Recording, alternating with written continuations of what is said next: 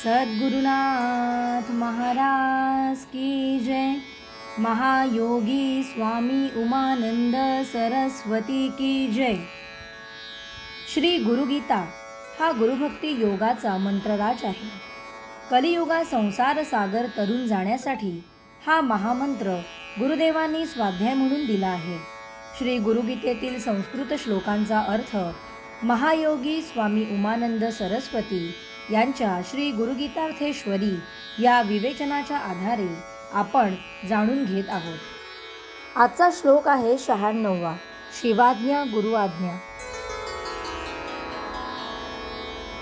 न गुरो अधिकम न गुरो अधिकम न गुरो अधिकम न गुरो अधिकम शिवशासनतः शिवशासनतः शिवशासनतः शिवशासनतः। गुरुहून श्रेष्ठ अधिक काही नाही, गुरुहून श्रेष्ठ काही नाही, गुरुहून श्रेष्ठ काही नाही, गुरुहून अधिक काही नाही।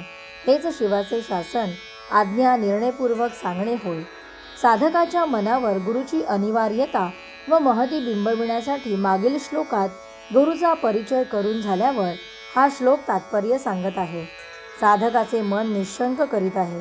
सदाशिव ऋषी पार्वती नामक साधकाला अंतिम निर्णय सांगून आज्ञापित आहे, अखेरचे शासन सांगत आहे। म्हणून एकाच वचनाची 4 वेळा पुनरुक्ती करीत आहे। गुरुपेक्षा अधिक काही नाही। गुरुकृपेत सर्व काही फळते सामावते।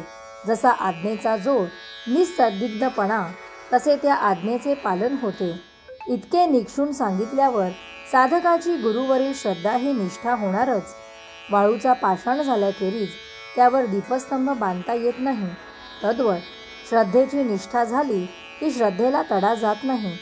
गुरुभाव हा दृढ स्थिर झाल्याखेरीज गुरुभक्ती योग जमत नाही।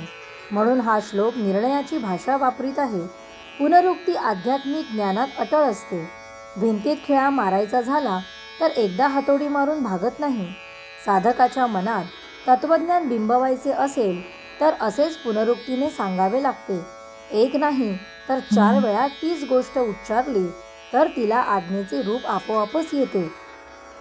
शपथविधीचा संस्कार साधकाच्या मनावर होतो। गुरुची आज्ञा पालन करणे हेच साधकाचे साधन। गुरुच्या सर्व श्रेष्ठतेचा निर्णय हा श्लोक घेऊन आतापर्यंतच्या गुरुमहतीचा सारांशच देत आहे, निष्कर्ष काढीत आहे, सार तात्पर्य दाखवित आहे। शिवशासन कल्याणकारीच असणार ह्यात शंका नको। सद्गुरुनाथ महाराज की जय।